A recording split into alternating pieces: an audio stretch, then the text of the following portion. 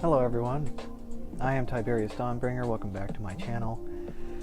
And let's see, in my previous video I mentioned that I got some new tools and implements recently that I have already started using for my healing work and my Reiki practice, and I wanted to share them with you because I am just so excited that I actually got these items. So one of them is a shamanic drum, which I'll show you in a minute. And the story behind that is, over a month ago, I went to this place that I frequent called Mystic Moon. It's a store that I used to work out of last year with a friend of mine.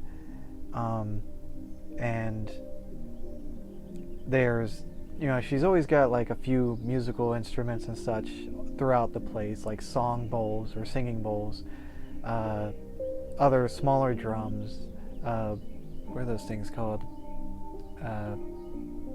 You hit them, I'm sorry, I can't think of the name, but anyways, she's got like a lot of tools like that.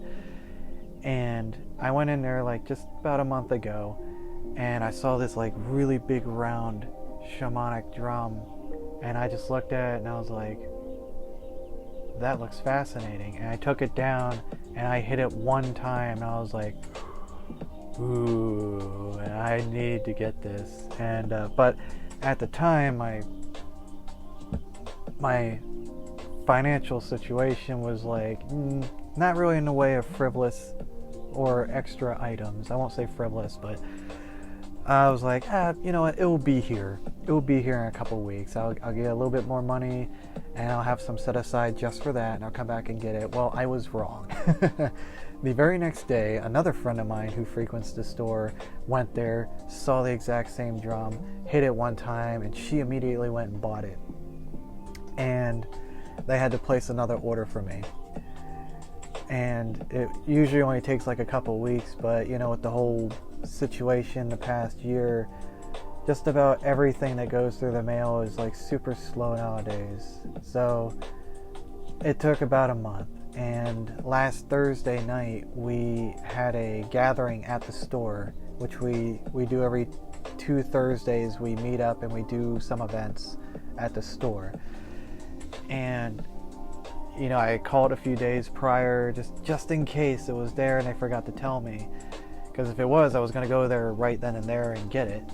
But it wasn't available, and I was getting frustrated, but I was speaking to Spirit about it, and Spirit was telling me, it's like, look dude, you're going to a Thursday night and I am guaranteeing you that it will be available for you Thursday night. Just be patient. I'm like, you know what, you're right. You're probably right. That's the way it's going to be. So I'll be patient. And sure enough, I get there Thursday, and they haven't even put it on the shelf yet, because it just came into the store. They still had it in the box that it came in that morning, and they hadn't had a chance to inventory it or anything like that. And when I came in, they're like, oh, you're here. Well, guess what? It just came in. You want to get it today? I'm like, F yeah, I want to get it today. Otherwise, it's going to be another freaking month before I get it again, So, and so I'm going to go ahead and show it to you. This baby here is what the big deal was all about. Alright, so the reason why my focus was on getting a shamanic drum is because I've been learning a lot more about shamanic work. And shamanism exists in all cultures all over the globe to some degree. Somewhere, somehow, there are shamans and they do the work. And most shamans, I don't know if all, but I know the vast majority of shamans, they use drum work or drums because the beat that comes from drums, the sound frequency that comes off of these tools, instruments and tools, whatever, they help the soul. It helps to initiate journeying, whatever that kind of journey might be. With the shamans, there's the middle world, which we live in. There's the lower world, and then there's the upper world, and I think there's a fourth world. It depends on which community you're talking to, like their belief system, how it works. Or you could be astral traveling, or you could be going into outer space, or you could be traveling inside your own body. There's all sorts of forms of traveling and journeying, but they use these to help initiate, facilitate, and then to bring it to a close, you know? And sorry, I'm gonna adjust the lighting because the sun's actually going down. So, anyways, so, you know, they'll do this, they'll do drum beats and stuff, and that'll start the whole process of you leaving to go wherever you need to go, or wherever you intend to go. If you're that good, you can actually set the intention and go to one specific place.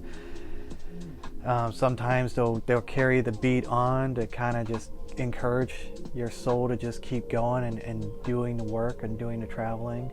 Sometimes they'll stop for a while, like once they feel like you've gotten there, they'll stop for a while, and then when it's time to come back, they'll start drumming again, and that will signal the soul. It's like, oh hey, the ritual or ceremony is almost over, it's time for me to come back. So you finish up whatever you're doing, say your goodbyes if you're speaking to someone or something, and then you just come on back. And so that's what these are used for. And let's just hear this thing real quick, okay? So yeah. There's some power to that, isn't there? I didn't hit that hard that time. Yeah.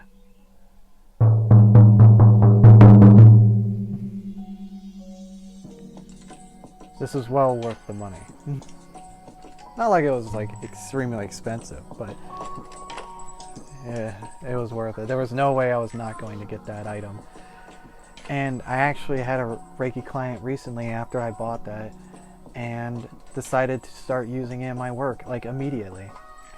And the reason why is because, you know, when I do Reiki work, I have a client laying on the table that I work on them with, and the vast majority of testimonies I have afterwards, people will tell me that they went somewhere. You know, they traveled out there somewhere, or they traveled inward and faced stuff that was inside of them. And I've had some that talk about how entities came to them and spoke to them. Sometimes it's deceased loved ones, sometimes it's ancestors. Half the time it's like indigenous people, like Native American Indians,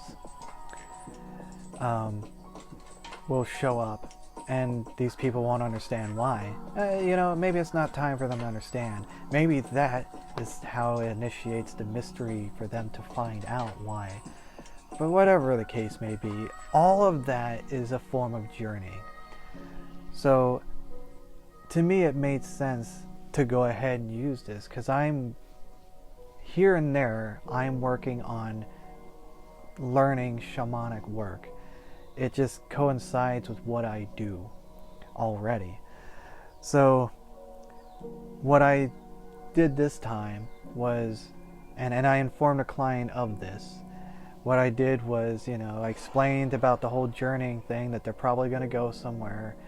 And so when I am starting the session, a way to let them and their soul know that we're starting is I would beat the drum for a little bit to initiate the Reiki session.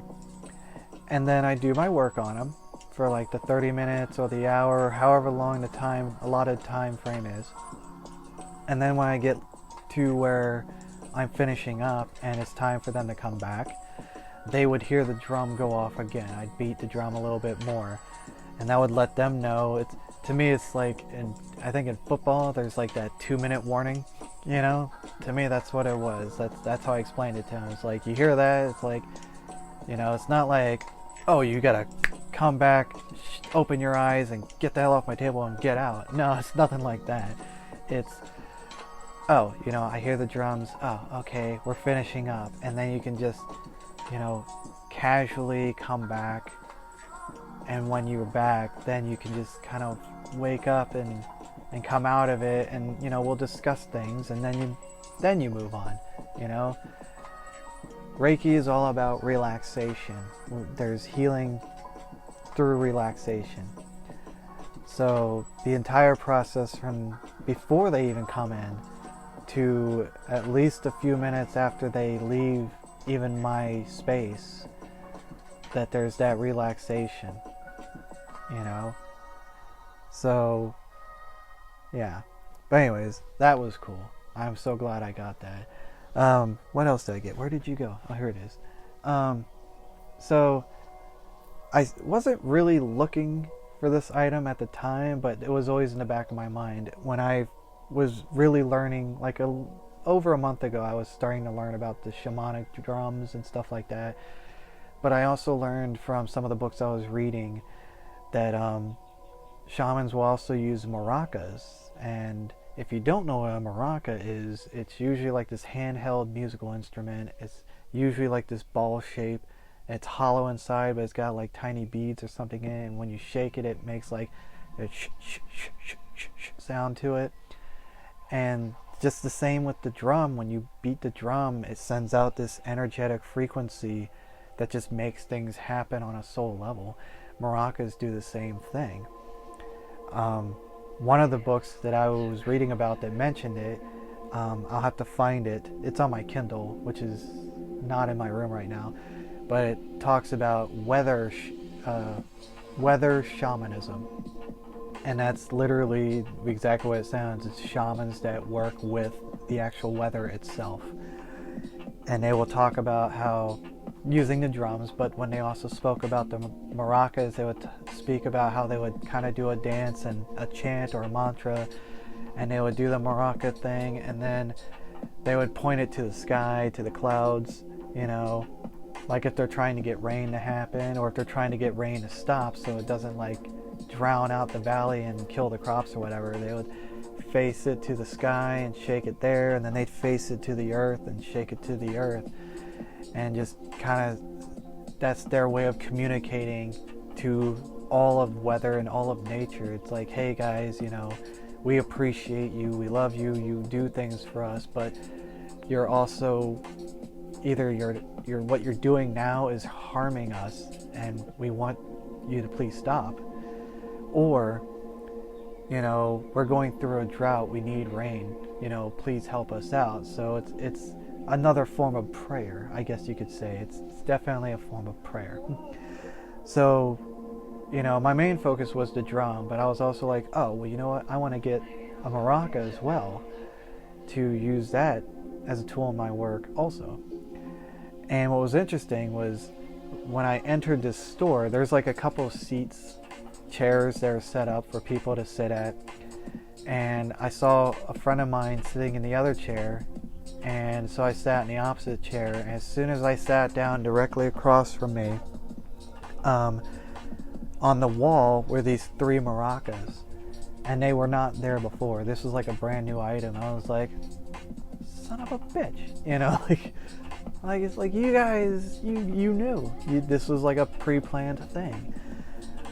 Now, this is a different version of a maraca than what I've ever seen before, to be perfectly honest. It's 5 smaller balls that have the beads in them. And this wasn't the original one that caught my eye. There was 3 of them. There was a red one that I didn't resonate with. Hi, Nova. And there was this yellow one that originally, that's the one that caught my eye, and that's the one I wanted to get. I was planning on getting that one. Aside from the fact that it had a good energy to it. I mean, I don't dislike yellow, but yellow's like not really a color that usually catches my attention, you know. But in the past couple of years, I've wanted to become like a more have more color in my life, because I used to be, growing up, I was one of those kids that wore black all the time. Sort of goth, but not really. I just loved the color black. It worked well with me, and it fit my mood back then. So, you know, I saw the black one, I was like, well, that's cool, but I want to try to avoid the black color. And so I was really leaning towards getting the yellow one. But I also know that it would just be silly of you not to try out something before you buy it. So, you know, I held this one in one hand and the yellow one in the other one, and I took turns, you know, going through both of them. And after a few minutes, I did it for like 4 or 5 minutes, because I was like really determined to get the yellow one. But the more I shook the yellow one, the more I was just like, nah, man, it's just the sound. It sounded completely different. Like, it had a different frequency than this one did. And this one wasn't really resonating with me when this one was. So finally I was like, you know what, screw it. It's not about the appearance, it's not about the color. It's about what works. You know, what resonates with me. And this is the one I ended up going with. And I love it. I like this thing. I'm glad I got it. I also used this. I bought these on the exact same day. And during my session with my client, the same one I used the drum on, because I went through a illumination ceremony with my previous mentor before we took a break from him teaching me and training me stuff. And he used maracas during the ceremony. So it wasn't like a Reiki session where, you know, you're trying to have like calm, relaxing music and a relaxing setting to where like someone could pretty much fall asleep and whatever. But, you know, I was laying on the table and he was doing his thing and he was like dancing and chanting and shaking the thing, and it didn't really disturb me. I was fascinated by the whole experience. It was an awesome experience, to be perfectly honest. But I was wanting to do something like that, but not as lively, not as festive, because again, I'm trying to let them relax. If they're in the zone and they're like on the verge of like slipping into the unconscious state because they're so relaxed, I don't want to disrupt that by being like, oh, yeah, you know. So what I did was I tried to lightly do it. You know, I went over the chakras, and I was just doing this, and I was kind of chanting a little under my breath, but to myself. And I felt like it worked. It didn't, it certainly didn't disturb her. She didn't ask me about it later, you know, afterwards. She wasn't like, what the hell are you doing with that maraca, you know. So this is something I look forward to working with and coming up with other ways of utilizing it in my work. And I'm starting to notice a trend here. Ever since I started this channel, let me turn this down.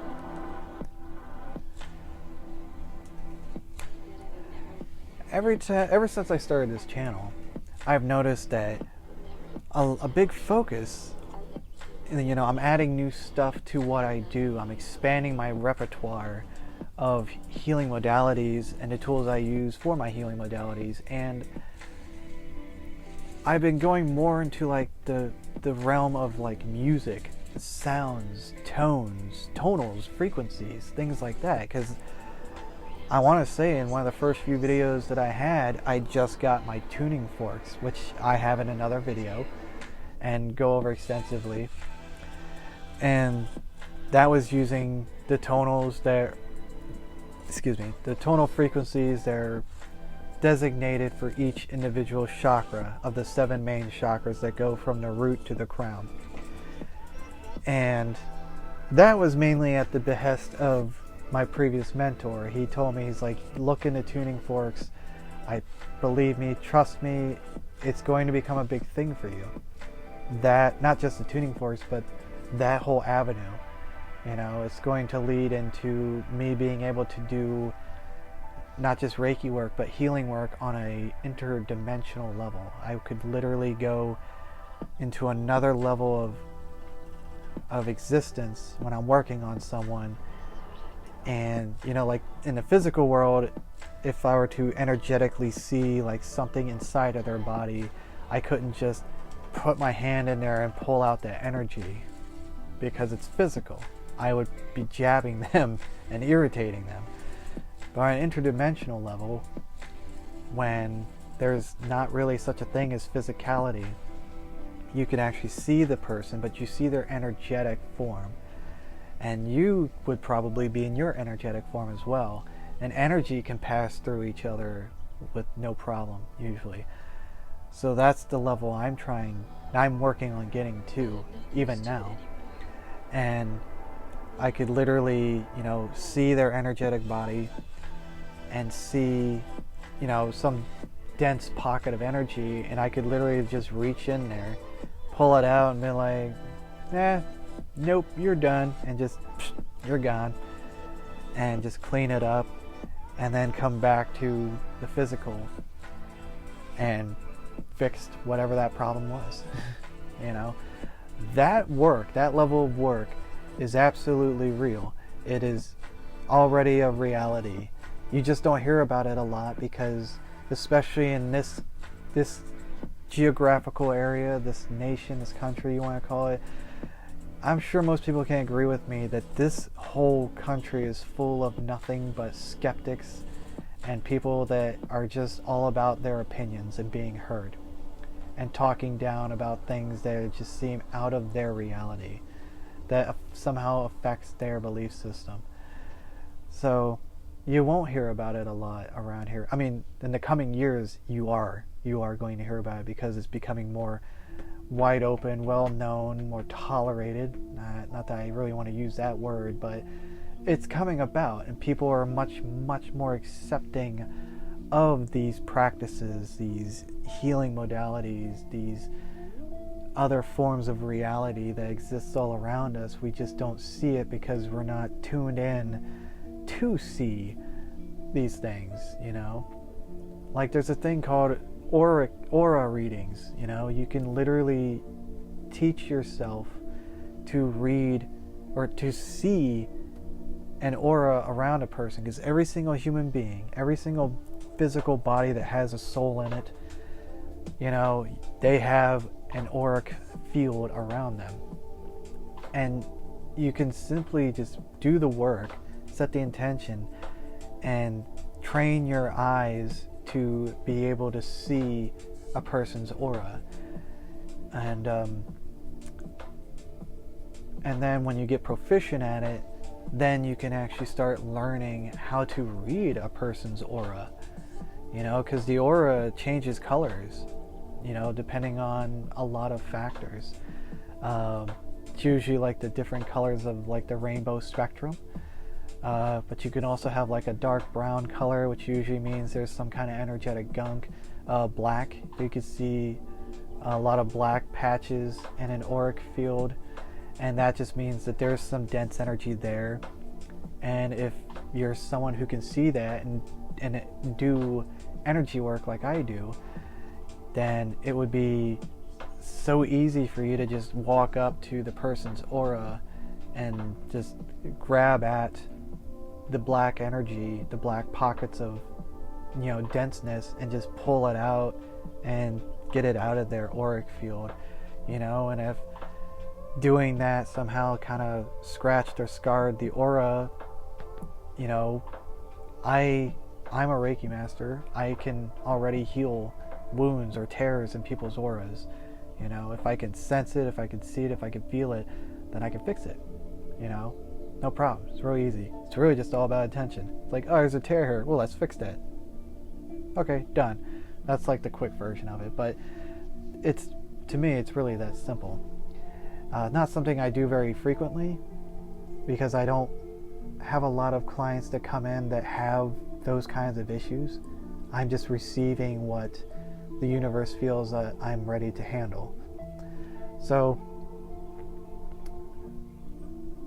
yeah, I actually don't remember how I got onto the subject of aura readings, but anyways, no big deal. So that's pretty much it. Those are the tools that I recently acquired and have already begun implementing into my practice. And I know there's going to be more. I don't know what, but that's okay. I have plenty to work with right now. And I feel excited. Even though I got these a few days ago, I'm still excited because I have them and because I get to use them and stuff like that. So, but that's it for this video. And if you have any comments, questions, or input of your own, feel free to leave a comment in the thing below. And I'll see you in the next video. So have a good one.